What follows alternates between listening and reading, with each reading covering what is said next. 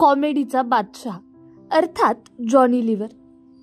आपल्या अभिनयाने 4 दशकापासून प्रेक्षकांना खळखळून हसवणारा हा कलाकार आज तो कोट्यावधीच्या संपत्तीचा मालक आहे, आरामदायक आयुष्य जगत आहे. पण या टप्प्यापर्यंतचा त्याचा प्रवास सरळ नव्हता.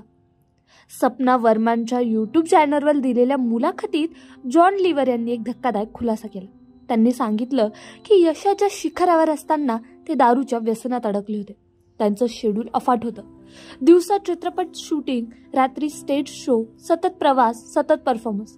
थकवा दाटून यायचा आणि मग त्यांचं उत्तर ते दारूमध्ये शोधू लागले. चौपाटीवर बसून सकाळी 4 वाजेपर्यंत दारू प्यायचे. इतकं की तिथले पोलीस सुद्धा त्यांना ओळखायचे आणि सुरक्षित घरी पोहोचवायचे.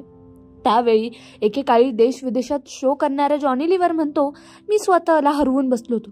पण तिथून त्यांनी एक महत्त्वाचा निर्णय घेतला, दारू सोडण्याचा. आणि आज मागच्या 24 वर्षापासून जॉनी लिव्हर यांनी एक थेंबही दारूला स्पर्श केला नाही. त्याच विनंती करतात, दारू प्या पण मर्यादित.